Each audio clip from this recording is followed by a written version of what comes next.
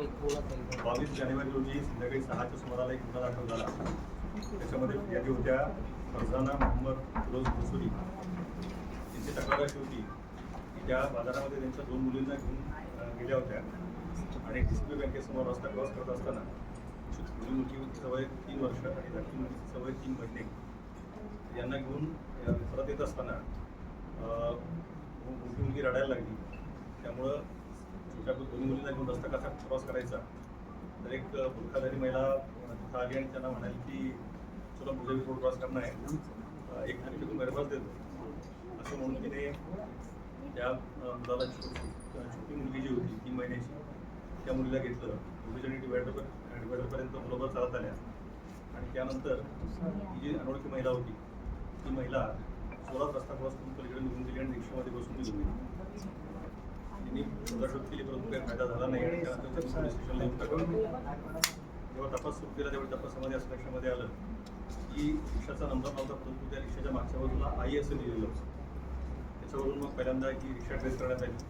त्या रिक्षा ड्रायव्हरची चौकशी करण्यात आली आणि रिक्षा ड्रायव्हरने सांगितलं की एका महिलेला मी रेल्वे स्टेशनला सोडलेलं आहे. त्याप्रमाणे मग पोलिसांनी पोलिसांच्या 4 टीम टोटल तयार केल्या गेल्या. क्राईम ब्रँचच्या 2 टीम तयार केल्या गेल्या.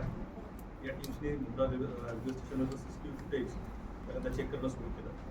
त्यातून असं लक्षामध्ये आलं की एक धोकादारी महिला काहीतरी घेऊन बदलापूरच्या दिशेला जाते. त्यामुळं मग मुंब्र्यापासून बदलापूरपर्यंतचे सगळे रेल्वे स्टेशन चेक करण्यात आली. एक महिला बदलापूरला उतरली असं दिसलं. त्यानंतर जाऊन आपण खात्री केली आणि खात्री केल्यानंतर असं लक्षामध्ये आलं की ती महिला ही नाही, केवळ गुन्हा असल्यामुळं त्याचा हे झाला होता. त्यानंतर पुन्हा तपास मूळचा घेऊन थांबला. मग मुंब्रा रेल्वे स्टेशनमधल्या सगळ्या CCTVचं पुन्हा एकदा बारकाईने निरीक्षण केलं. त्यावेळी असं लक्षामध्ये आलं की प्लॅटफॉर्म नंबर 2वर एक महिला त्यामध्ये एक बाळाला घेऊन येते. त्या बाळाचा सॉक्स तर पायाचा बाहेरच्या बाजूला दिसतोय. एका माणसाला भेटते, त्यांना अजून एक महिला येऊन भेटते आणि त्यानंतर एक महिला परत निघून जाते स्टेशनच्या बाहेर आणि त्यानंतर ही महिला आणि तिच्याबरोबरचा माणूस हे इकडं CST लोकलमध्ये बसतात आणि मुंबईच्या दिशेला निघतात. त्यानंतर मग मुंबईकडची आपण सगळी रेल्वे स्टेशन चेक केली तर ठाणे रेल्वे स्टेशनला ती महिला उतरल्याच्या नंतर निष्पन्न झालं की महिला आणि पुरुष आणि त्यानंतर पुढचा बाईक काही ट्रेस लागायला तयार नव्हता. परत तपास जी महिला मुंबईमध्ये निघून गेली होती त्या महिलेच्या दिशेनं सुरू झाला. पूर्ण CCTV फुटेजेस पुन्हा चेक केली आणि चेक केल्यानंतर असं लक्षामध्ये आलं की शादी महल हॉल रोडला ईशानगरला ती महिला उतरलेली. परंतु त्या भागामध्ये अनेक बिल्डिंग्स आहेत आणि सगळ्याच भागामध्ये काही CCTV कव्हरेज नाही आहे. परंतु गोपनीय बातमीदार आणि त्यानंतर बाकी सगळ्या सोर्सेसचा वापर करून या महिलेला निष्पन्न करण्यात आलं. या महिलेचं नाव निघालं नसरीना शेख.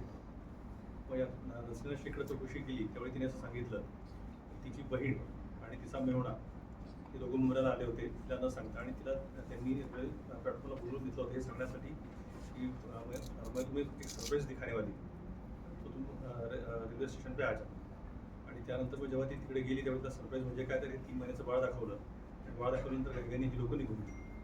मग त्यानंतर बहीण आणि मेहुणा हे कुठेही विचारल्यानंतर मग त्यानंतर असं लक्षामध्ये आलं की हे मूळचे याचे आहेत खेटरी जिल्हा अकोला.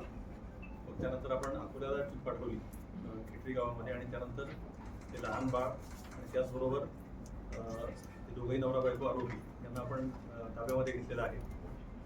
केवळ 6 दिवसामध्ये 3 महिन्याचं लहान बाळ हे आपण सुखरूपपणे आणू शकलेलो आहे.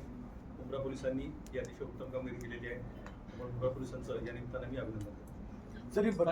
अपहरणाचं कारण काय होतं सर? अपहरणाचं कारण असं होतं की लग्न होऊन जवळजवळ 8-9 वर्ष झाली परंतु मूल होत नव्हतं आणि यूट्यूबवर प्रतिनिधीला असं कळालं होतं म्हणजे हेरुन्निसा आरोपी जे आहे हेरुन्निसा मुजीब मोहम्मद हेरुन्निसाला असं कोणीतरी सांगितलं होतं आणि यूट्यूबवरून तिला असं केलं होतं की मुंब्रा भागामध्ये म्हणे नवजात अपघाशी सोडून दिली जातात किंवा रस्त्याकडे टाकली जातात तुला काहीतरी त्यामध्ये नक्की मिळेल असं त्यांना वाटलं. म्हणून बहिणीला देखील यावेळी न सांगता यापूर्वी 2 वेळा ती मुंब्रा लिहून गेली होती तर तिला असं काही सापडलं नव्हतं. परंतु यावेळी तिला तो हे मिळाला आणि त्यानंतर त्या भारतात घेऊन शकतो. तर तुम्ही सांगितल्याप्रमाणे पहिले बदलापूरच्या दिशेने शोध मोहीम सुरू होती, त्यामुळे पाहिलं तर अनेक सीसीटीव्ही फुटेज तुम्हाला हाताळावे लागले होते. याकरिता नेमकं किती सीसीटीव्ही फुटेज तुम्ही हाताळले होते आणि यामध्ये किती नेमकं पोलिसांना पोस्टमार्टम तैनात केला होता? एकूण छपरा पोलीस स्टेशनच्या 4 टीम होत्या. टीम आपल्या समोर आहेतच आणि यांनी दिवस रात्र काम केलेलं, सुरुवात 18 तास काम केलेलं आहे. कमीत कमी 1600 सीसीटीव्ही फुटेज आपण चेक केली आणि या सगळ्यांचं अनालिसिस करणं, त्यानंतर एका सीसीटीव्हीवरून दुसऱ्या सीसीटीव्हीपर्यंत जाणं, कमीत कमी 1600 सीसीटीव्ही फुटेज चेक केले. सर, महिला का भी पुराना आपराधिक रिकॉर्ड नहीं, कुछ सर कितने घंटे में क्या सॉल्व किया आप लोगों ने? इसको 6 दिन लग गए, लेकिन ये दोनों दिनों काफी कॉम्प्लिकेटेड ये था, 6 दिन के अंदर हो गया. सर, इन पर कौन सी धारा लगाई? BNS section 137. सर हिंदी में ब्रीफ कर दीजिए थोड़ा सा. म्हणावे लागेल तब्बल 6 दिवस जे आहे ह्या मुलीचा शोध जो आहे तो ठाणे पोलिसांच्या माध्यमातून सुरू होता.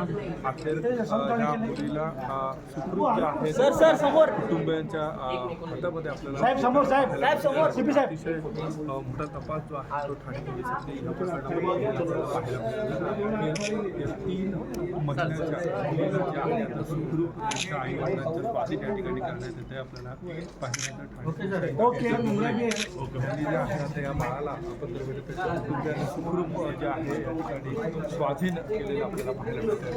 त्यामुळे ठाणे पोलिसांची कारवाई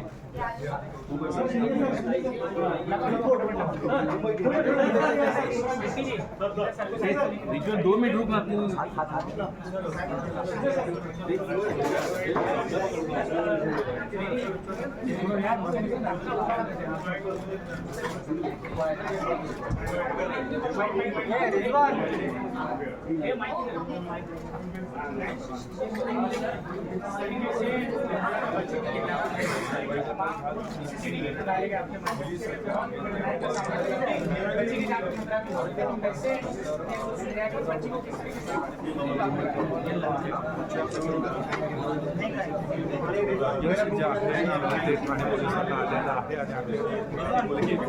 जे आहे त्यांना स्वाधीन करण्यात आलेलं आहे. त्यामुळे ठाणे पोलिसांचं जे आहे ते असं संपूर्ण स्तरावर आपल्याला होताना पाहायला मिळतं. आज ठाण्याचे थोडे मागे पण जा ना. स्टेजवर वाईट आहे. समोर बघा सर.